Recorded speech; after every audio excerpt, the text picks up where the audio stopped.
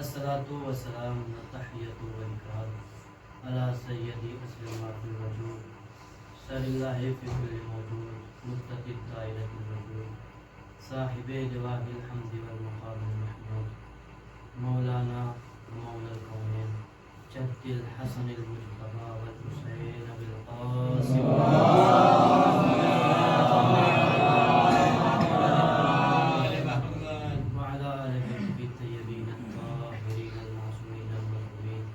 ولعنة الله على أعدائهم أجمعين من يومنا هذا إلى قيام يوم الدين.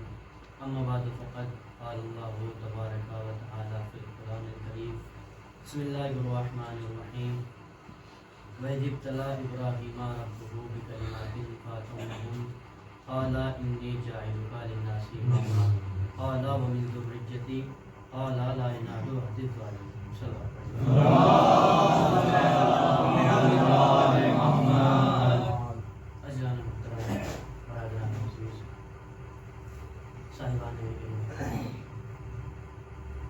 کرم ہے حضرات چاہت معصومین کا اور تمام ظاہر کے اس پر روزگار کے لیے ہے جو وقت اللہ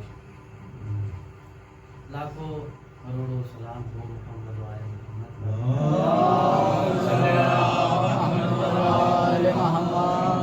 جلا زوال اور بے مثال اور خصوصی صدقہ ہے شہزادی کونین بنت جناب رسول اللہ صدیقہ طاہرہ راضیہ مرضیہ رسول ازرا حورین سیاہ جناب فاطمہ زہرا سلام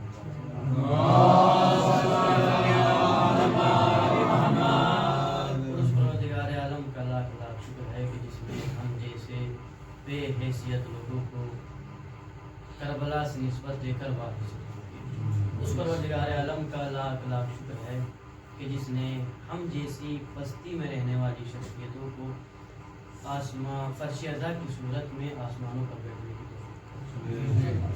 میں نے آپ حضرات کے سامنے قرآن مجید کی ایک آیت کو سرنامۂ سخن قرار کیا. وہ آیت جو منسوب ہے امامت سے. علامہ خواجہ نصر الدین طوسی ایک بہت بڑے انقلاب کے ماہر تھے. ان کی کتاب ہے تلخیص المختصر.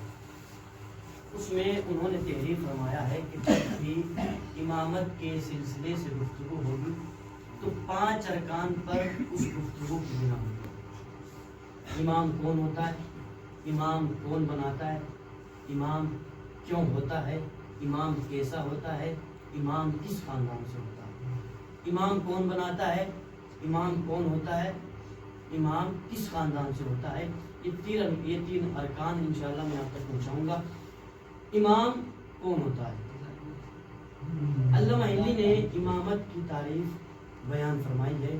وہ کچھ اس طریقے سے کل امامت و ریاست عامت فی الامور الدین و دنیا نیابتا عن النبی. نبی کی نیابت کرتے ہوئے دینی دنیاوی امور میں لوگوں کی رہنمائی سرپرستی کو امامت کہتے ہیں. محسوس فرمایا آپ نے. علامہ ہندی نے کیا فرمایا؟ امام کو رہنمائی کرنی ہے. کن امور میں؟ دنیاوی امور میں بھی, دینی امور میں بھی. بھئی دنیا کی تو حد ہے مگر دین کی کوئی حد نہیں ہے. دنیا کی تو حد موجود ہے مگر دین کی کوئی حد نہیں ہے. دنیا صرف قبر کے ادھر ہے مگر دین قبر کے ادھر بھی ہے, قبر کے ادھر بھی ہے. دین قبر کے ادھر بھی ہے, قبر کے ادھر بھی ہے. اس کا مطلب امام کسی ایسے شخص کو ہونا چاہیے جس کی قبر کے ادھر بھی چلتی ہو قبر کے ادھر بھی چلتی ہو قبر کے ادھر بھی چلتی ہو. بھائی دنیا کی حد نہیں ہے مگر دین کی حد ہے, دین کی حد معین ہے. فرش بھی دین کے حصے میں آتا ہے, عرش بھی دین کے حصے میں آتا ہے. تو امام کسی ایسے کا ہونا چاہیے جس کی فرش پر بھی چلتی ہو عرش پر بھی چلتی ہو. تو اب اپنے منظر نامے میں کسی ایسے کی تصویر سوچئے گا, کسی ایسے کی تصویر سوچئے گا. صلوات پڑھیں محمد علیہ. اب اپنے منظر نامے میں کسی ایسے کی تصویر سوچئے گا جس کی یہاں بھی چلتی ہو وہاں بھی چلتی ہو. تو اسی انسان کی تصویر ابھر کے سامنے آئے گی جس کو رسول چھوڑ کر زمین پر گئے تھے. پردے کے اندر سے بھی اسی کی آواز آ رہی تھی. پردے کے اندر سے بھی جب حضور معراج سے واپس آئے, سوال کرنے والے نے سوال کیا, یا رسول اللہ, اللہ نے آپ سے کس زبان میں بات کی؟ روایت سنا رہا ہوں, اگر روایت سن کر ولایت علی کی پٹی کا سر جا جائے نا تو بتا دیجیے گا. کیا پوچھا یا رسول اللہ, اللہ نے آپ سے کس زبان میں بات کی؟ رسول نے فرمایا کہ میں پردے کے قریب پہنچا, اندر سے آواز آئی. میں نے پوچھا پروردگار کیا علی بھی یہی ہے؟ اندر سے آواز آئی ہاں علی بھی یہی ہے. کب پروردگار تو بول لگا ہے یا علی بول لگے ہیں؟ کب بول تو میں ہی لگا ہوں. کب پروردگار تو بول لگا ہے تو علی کے لہجے میں کیوں بول لگا ہے؟ پروردگار تو بول لگا ہے تو علی کے لہجے میں کیوں بول لگا ہے؟ اس کا مطلب اللہ نے بات کی نبی سے علی کے لہجے میں, اللہ نے بات کی نبی سے علی کے لہجے میں, یہ بتانے کے لیے کہ سنبھل جاؤ, جب میرے اور میرے نبی کی بات بغیر علی کے نہیں بنتی تو تمہاری بات بغیر علی کے کہاں بن جائے گی؟ صلوات پڑھیں محمد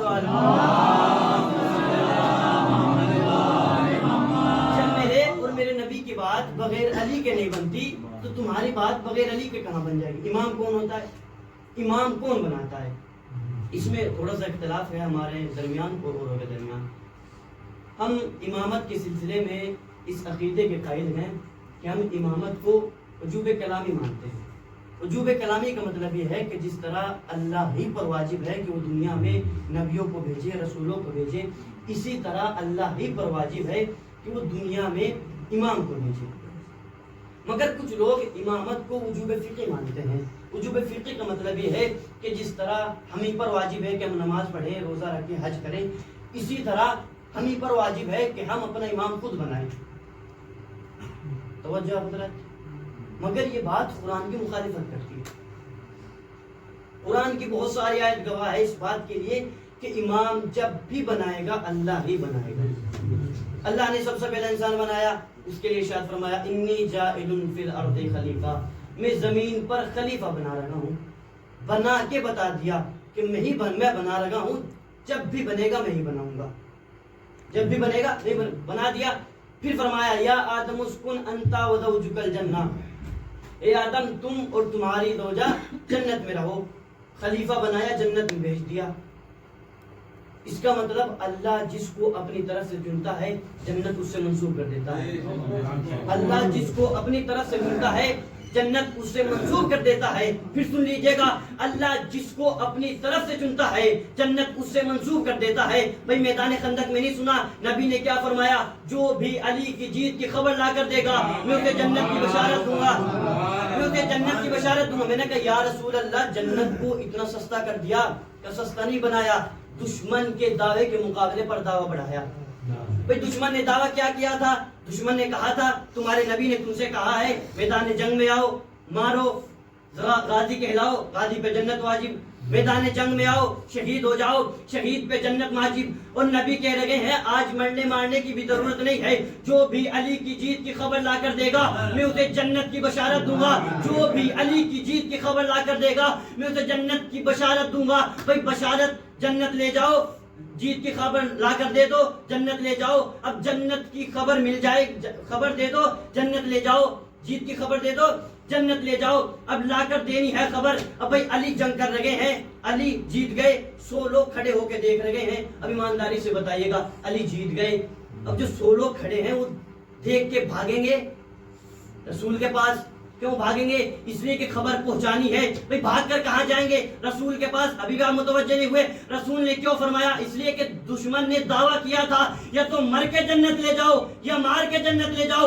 نبی نے فرمایا ان کی حیثیت بھی جانتا ہوں, ان کی اوقات بھی جانتا ہوں, مرنے کا ان میں حوصلہ نہیں, مارنا ان کو آتا نہیں, بھاگنا تو آتا ہے. صلوات پڑھے محمد والے.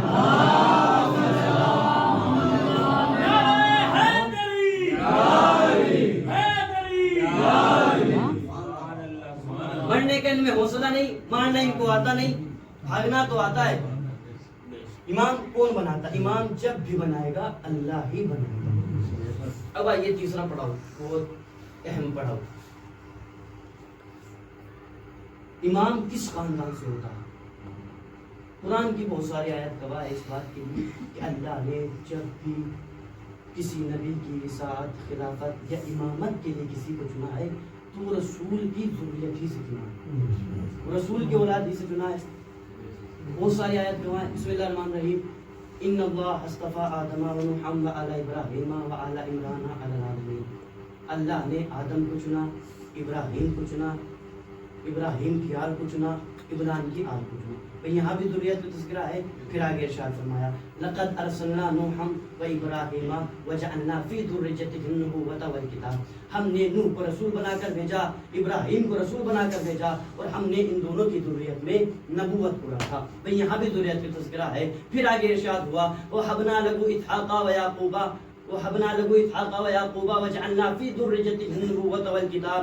ہم نے ابراہیم کو رسول بنا کر بھیجا, ہم نے ابراہیم کو اسحاق جیسا بیٹا دیا, یعقوب جیسا پوتا دیا, اور ہم نے نوح کو پہلے کی ہدایت دے دی, ان سب کو بھی پہلے کی ہدایت دے دی. یہ کہنے کے بعد اللہ نے بہت سارے انبیاء کے نام لیے, موسیٰ, عیسیٰ, ہارون, داؤد, علی رضا, زکریا. ان نام لینے کے بعد اللہ نے ارشاد فرمایا وَمِنْ آبَائِكُمْ وَذُرِّيَّاتِكُمْ وَإِخْوَانِكُمْ وَاجْتَبَيْنَاكُمْ وَهَدَيْنَاكُمْ إِلَىٰ صِرَاطٍ مستقیم. ان نبیوں کی وصاعت, خلافت کے لیے یا تو ہم نے ان کے بھائیوں کو چنا یا بیٹوں کو چنا, یا تو ان کے بھائی کو چنا یا بیٹے کو چنا. یعنی قرآن کی آیات گواہ ہے جب بھی کسی نبی کا وصی بنایا اللہ نے, جب بھی کسی نبی کا وصی بنایا, جب بھی کسی نبی کا خلیفہ بنایا, یا تو بھائی کو بنایا یا بیٹے کو بنایا. آئیے تاریخ کی طرف چلتے ہیں. اللہ نے آدم کا وصی, آدم کے بیٹے شیش کو بنایا, شیش کا وصی, شیش کے بیٹے انوس کو بنایا, انوس کا وصی, انوس کے بیٹے کلان کو بنایا, کلان کا وصی, کلان کے بیٹے میلائل کو بنایا, میلائل کا وصی, میلائل کے بیٹے یورالی کو بنایا, یورالی کا وصی, یورالی کے بیٹے ادریس کو بنایا. اور جب موسیٰ کا وصی بنانا ہوا تو موسیٰ کا وصی موسیٰ کے بھائی ہارون کو بنایا. یعنی قرآن کی آیات گواہ ہے, تاریخ کے واقعات گواہ ہے. اللہ نے جب بھی کسی نبی کا وصی بنایا, کسی نبی کا بھائی بنایا, یا تو بھائی بیٹے کو بنایا, کسی نبی کا خلیفہ بنایا یا وصی بنایا, یا تو بیٹے کو بنایا یا بھائی کو بنایا. اب اگر کوئی آپ سے پوچھے نا کہ آخری نبی کے بیٹے کہاں ہے, آخری نبی کا بھائی کہاں ہے, تو گھبرانا نہیں, ان سے پلٹ کے جواب میں کہنا ہے او ثقیفائی اندھیرے سے نکل, مباہلے کے میدان میں آ, پیچھے پیچھے بھائی چل لگا ہے, آگے آگے بیٹے چل لگے. بڑے محمد پیچھے پیچھے بھائی چل لگا ہے.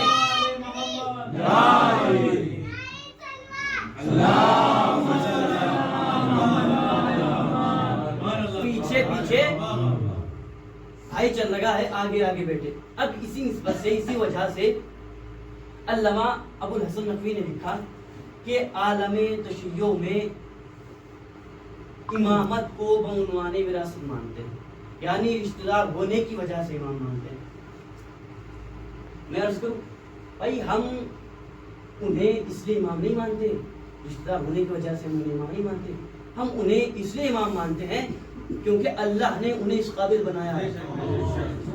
جملہ بدل کر پڑھوں, علی اس لیے امام نہیں ہے کہ وہ رسول کے بھائی ہیں, وہ رسول کے داماد ہیں, بلکہ علی اس لیے امام ہے کہ امامت جستی ہی علی پر ہے, امامت جستی کے علی پر ہے. بھائی علی اس لیے امام نہیں ہے کہ وہ رسول کے بھائی ہیں, وہ رسول کے داماد ہیں. یہ خطابت کے دور میں کہا گیا جملہ نہیں ہے.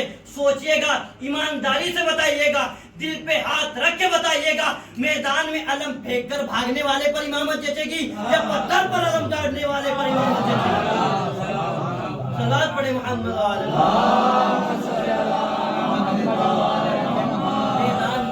پھینک کر بھاگنے والے پر امامت جچے گی یا پتھر پر علم گاڑنے والے پر؟ کس پر جچے گی؟ اس لیے کہ امامت کسی زمیندار کی زمین نہیں ہے، کسی سلطان کی سلطنت نہیں ہے، کسی بادشاہ کی بادشاہت نہیں ہے. امامت اللہ کا عہدہ ہے.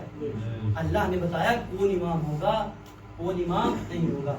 قرآن میں ارشاد فرمایا وَلَا تَتْخِينَا كَافِرِينَ وَالْمُنَافِقِينَ. دیکھو نہ کافر کو امام ماننا نہ منافق کو امام ماننا. اس کا مطلب منافق امام نہیں ہوگا. بھائی منافق کس بلا کا نام ہے. پھر ارشاد فرمایا وَمَا أَصَابَكُمْ يَوْمَ الْتَقَى الْجَمْعَانِ. اے میرے حبیب، اے میرے رسول، یہ لوگ تیرے پاس آ لگے ہیں، آ کے پوچھ لگے ہیں کہ جنگ احد کس کے کہنے پر ہوئی ہے. تو ان سے بتائیے گا کہ جنگ احد ہوئی ہے اللہ کے کہنے پر. اس لیے کہ اللہ دیکھنا یہ چاہتا تھا کہ کون رسول کا ساتھ دے کے مومن بنتا ہے، کون رسول کا ساتھ چھوڑ کے منافق بنتا ہے. اور قرآن نے کہا کہ منافق امام نہیں ہوگا. اس کا مطلب قرآن نے فیصلہ کر دیا میدان میں ڈٹنے والا امام ہوگا، میدان سے بھاگنے والا امام نہیں ہوگا. میدان میں ڈٹنے والا امام ہوگا، میدان سے بھاگنے والا امام نہیں ہوگا. اب اگر میری فکر آپ کی فکر سے مل جائے تو پوری طاقت سے میری آواز میں آواز ملا دیجیے گا. میدان میں ڈٹنے والا امام ہوگا، میدان سے بھاگنے والا امام نہیں ہوگا. تو ہاتھ مار کے سینے پہ ہاتھ مار کے اترا کر کسی بھی چوراہے پہ کھڑے ہو کر امامت کے سلسلے سے گفتگو کر سکتے ہو کہ بھائی جسے میں امام مانتا ہوں بتا کسی میدان سے بھاگا ہو، اور جسے تو امام مانتا ہے کسی میدان میں رکا ہو.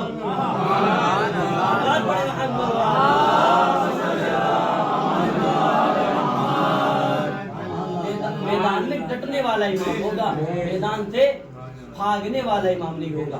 5 منٹ اور سن لیجیے گا. میدان میں ڈٹنے والا امام ہوگا، میدان سے بھاگنے والا امام نہیں ہوگا. اب بالکل قرآن سے منظر دکھا رہا ہوں. بالکل امام کس خاندان سے ہوتا ہے.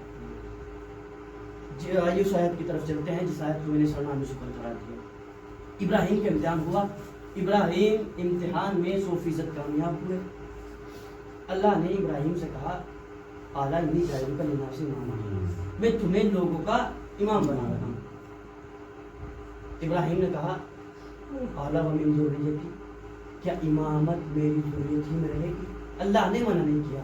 اللہ نے کہا تمہاری ذریت ہی میں رہے گی اور کہاں جائے گی. مگر لا ینال عہد الظالمین، میرا یہ عہدہ ظالموں تک نہیں پہنچے گا. اس کا مطلب امامت کو رہنا ہے ابراہیم کی ذریت میں. اور اس بات کی گواہ ہے قرآن کی دوسری آیت وَجْعَلَهَا كَلِمَةً عَاقِبَةً فِي آخِرِهِ. ہم نے ابراہیم کی ذریت میں کلمے کو رکھا. کلمہ یعنی علماء نے فرمایا کلمہ یعنی امامت، یعنی قرآن میں اللہ نے امامت کو کلمہ رکھا. اور اس کلمے کو کہاں رکھا؟ ابراہیم کی ذریت میں. اب دیکھیں امامت کس خاندان میں ہے، کس نسل میں ہے، کس شجرے میں ہے، تلاش کرنا ضروری ہے. ارشاد ہوتا ہے الم ترى كيف ضرب الله مثلا كلمة طيبة شجرة اصلها ثابت وفرعها في السماء. کہ تم نے نہیں دیکھا ہم نے کلمہ طیبہ کو شجر طیبہ جیسا بنایا. یعنی کلمے کو کہاں رکھا؟ شجر طیبہ میں. امامت کو کہاں رکھا؟ شجر طیبہ میں. کہاں تلاش کرے شجر طیبہ؟ اللہ نے اس تاریخ کو بھی پیش فرمایا قرآن میں اور دکھایا بھی کہ وہ شجر طیبہ کون سا ہے. اصلها ثابت وفرعها في السماء. اللہ نے کہا جس شجر طیبہ میں ہم نے امامت کو رکھا اس کی پہچان یہ ہے کہ اس کی جڑ زمین میں ہے، شاخ آسمان میں. جڑ زمین میں ہے، شاخ آسمان میں ہے. اب دکھانے جا رہا ہوں وہ شجر طیبہ جس کی جڑ زمین میں ہے، شاخ آسمان میں ہے. دیکھنے کے لیے یہاں سے نکل کر کعبے کے قریب جانا پڑے گا. دیوار پر بت سجے ہوئے ہیں. نبی علی سے کہہ رہے ہیں یا علی بتوں کو توڑنا ہے، یا تو تم میرے کاندھے پہ سوار ہو کے بتوں کو توڑ دو، یا میں تمہارے کاندھے پہ سوار ہو کے بتوں کو توڑ دوں. اچھی ایمانداری سے بتائے گا جی کیا جواب دیں گے؟ یہی کہیں گے کہ میں اپنا کاندھا جھکاتا ہوں اور میرے دوست پر سوار ہو جائے گا. یہ علی نے کہا. ادھر علی جھکے، نبی کے قدم اٹھے. ادھر نبی کے قدم نے فرش کو چھوڑا، ادھر جبرائیل نے عرش کو چھوڑا. کعبے قریب آ گئے. یا رسول اللہ مرضی آپ کی ہے، چاہے علی کے دوست پر سوار ہو جائے یا رک جائے، مگر علی کے دوست پر سوار ہونے سے پہلے یہ ضرور دیکھ لیجئے گا علی صرف علی نہیں ہے. علی کا ہاتھ ید اللہ، آنکھ عین اللہ، چہرہ وجہ اللہ. دکھانے جا رہا وہ شجر طیبہ جس کی جڑ زمین میں ہے، شاخ آسمان میں ہے. ایک مرتبہ نبی کہتے ہیں کہ ارادہ بدل گیا، اب کیا ارادہ ہے کہ میں کاندھا جھکاتا ہوں، آپ میرے دوش پر سوار ہو جائیے گا۔ تاریخ بتاتی ہے کہ نبی نے اپنے کاندھے جھکائے، علی دوش رسالت پر سوار ہوئے۔ اب نبی کو سوال کیا کرنا چاہیے تھا؟ نبی کو سوال یہ کرنا چاہیے تھا، یا علی کتنے بت ٹوٹے، کتنے رہ گئے، کتنے بچ گئے اور کتنی دیر لگے گی؟ مگر تاریخ بتاتی ہے نبی نے بڑا عجیب سوال کیا۔ نبی نے کہا یا علی این الوسطی، یا علی کہاں پہنچے، یا علی کہاں پہنچے؟ بھائی جیسا سوال ویسا جواب۔ نبی نے پوچھا یا علی کہاں پہنچے؟ علی نے جواب میں ارشاد فرمایا یا علی، یا نبی اللہ اتنی بلندی پہ ہوں چاہوں تو آسمان کے تارے توڑ لوں، چاہوں تو آسمان کے تارے توڑ لوں۔ آواز کبریائی نہیں دکھائی دیا شجرے طیبہ، نبی کے پیر زمین پر ہیں، علی چاہے تو آسمان کے تارے توڑ لے۔ آواز کبریائی یہ ہے شجرے طیبہ، جڑ زمین میں ہے شاخ آسمان میں ہے۔ بڑے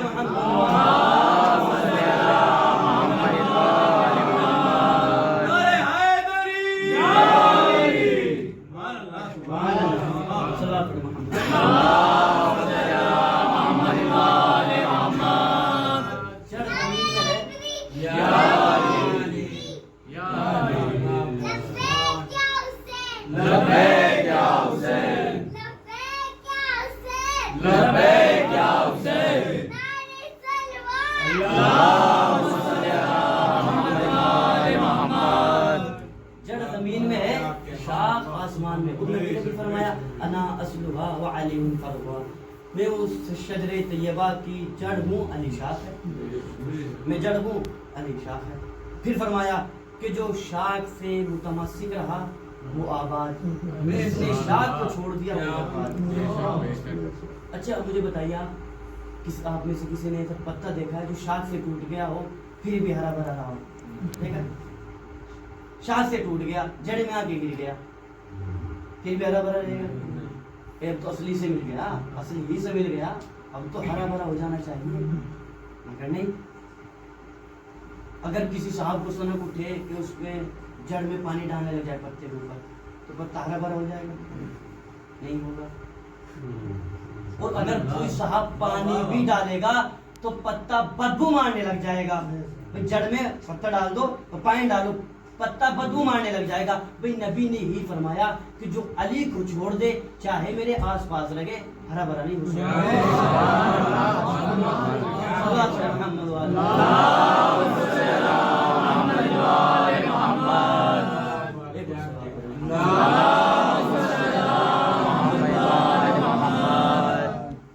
نبی نے یہی فرمایا علی کو چھوڑ دے میرے آس پاس رہے ہرا بھرا نہیں ہو سکتا۔ اور نبی نے فرمایا کہ مومن علی سے محبت کرے، منافق محبت نہیں کرے گا۔ بس اللہ رمضان چل رہا ہے، بڑا بابرکت مہینہ ہے، بہت فضیلت مہینہ ہے۔ خدا آپ سب کی عبادت کو قبول فرمائے۔ مگر اس رمضان میں دو جملے مسائل کو کروں گا بالکل آرام سے، آپ جتنا فرصت دینا ہے دے دیجیے گا، اس لیے کہ آپ بھی دن بھر کے تھکے ہوئے بھی جائے پیدا ہوا۔ اس رمضان میں شیر خدا کو شہید زینب یتیم ہو گئی، ام کلثوم یتیم ہو گئی، حسین یتیم ہو گئی۔ لیکن جملہ کہتا ہوں فقط زینب ام کلثوم یتیم نہیں ہوئی ہے بلکہ علی کے چاہنے والے سارے یتیم ہو گئے۔ خدا آپ کو کوئی غم نہ دے سوائے علی علیہ السلام۔ جب مولا کے سر پر ضرب لگی تو مولا حسن سر پر پٹی باندھ رہے، امام کہنے لگے بیٹا حسن یہ بتاؤ کہ میرے خون سے میری دھاڑی رنگین ہو گئی؟ جی بابا ہو گئی۔ پھر فرمانے لگے بیٹا جو بات تمہارے نانا نے مجھے بتائی تھی وہ پوری ہونے جا رہی ہے، بیٹا میرا یہ زخم صحیح نہیں ہو پائے گا، بیٹا یہ زخم میری شہادت کا سبب ہے، اجر کو ملتا۔ امام کو مسجد سے لے کے چلے، 2 قدم چلے تھے، امام کہتے ہیں کہ حسن مجھ سے چلا نہیں جا رہا، میرے پیروں میں دم نہیں ہے، مجھ سے چلا نہیں جا رہا۔ میں نے پڑھا، آپ نے سن لیا، آپ نے محسوس نہیں فرمایا کہ کون کہہ رہا ہے؟ وہ کہہ رہا ہے جس نے خیبر فتح کیا ہے، جس نے خندق فتح کیا ہے، وہ کہہ رہا ہے کہ مجھ سے چلا نہیں جا رہا۔ جانتے ہو یہ دو ہستیاں ایسی ہیں جنہوں نے موت کی تمنا کی، ایک تو جناب زہرا نے، ایک جناب مولا کائنات۔ جناب زہرا نے تمام بچوں کو بلایا، چھوٹے چھوٹے کم سن بچے ہیں، جب جناب زہرا کی شہادت ہو رہی ہے تو سب چھوٹے چھوٹے ہیں، زینب، ام کلثوم، حسنین، کوئی 4 سال کا ہے، کوئی 5 سال کا، کوئی 6 سال، سب چھوٹے چھوٹے ہیں۔ سب کو بلایا، بلانے کے بعد سرہانے بٹھا دیا، کہنے لگی کہ میں دعا کرتی ہوں تم الہی آمین کہنا۔ بچوں نے ننھے ننھے ہاتھ پھیلائے، زہرا نے دعا کی، بچے چیخ مار کے روئے۔ جانتے ہو دعا کیا کی؟ اللہم اجل وفاتی، اے اللہ میری موت قریب کر دے، اجرکم من اللہ، خدا آپ کو کوئی غم نہ دے سوائے اپنے سرکار آپ کی کر کے۔ بس وہ جملے ہو، یہی انداز مولا کائنات کا بھی ہے۔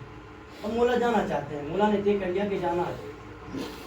کہا بیٹا میری دھاڑی رنگین ہو گئی، مجھ سے چلا نہیں جا رہا ہے۔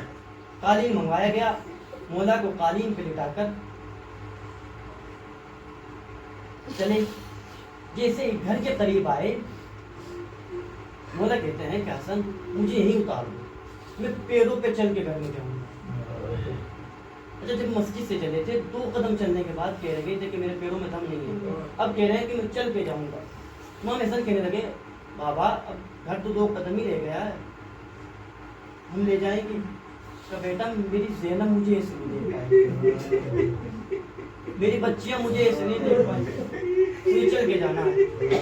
آخری جملہ، اس کے بعد امام کہتے ہیں کہ بیٹا جو ہمارے چاہنے والے ہمارے ساتھ آئے ہیں ان سے کہہ دو کہ یہ اپنے گھر چلے جائیں، ان سے کہہ دو کہ یہ اپنے گھر چلے جائیں۔ امام حسن کہتے ہیں بابا یہ چاہنے والے ہیں، یہ آپ سے محبت کرنے والے ہیں، یہ دروازے تک تو چھوڑ کے جائیں گے۔ ایک مرتبہ امام کہتے ہیں کہ بیٹا ان سے کہہ دو کہ یہ اپنے گھر چلے جائیں، اس لیے کہ میری خبر گھر پہنچ گئی ہوگی، میری بچیاں رو رہی ہوں گی، میں نہیں چاہتا کہ میرے رونے کی، میری بچیوں کے رونے کی آواز کوئی نامحرم سنے۔ ارے میں کہوں گا اے میرے مولا آپ کی اپنی بچیوں کا اتنا خیال، ارے یہی کوفہ ہوگا، زینب ننگے سر علی کی بیٹیاں فریاد کرے گی، واہ مصیبہ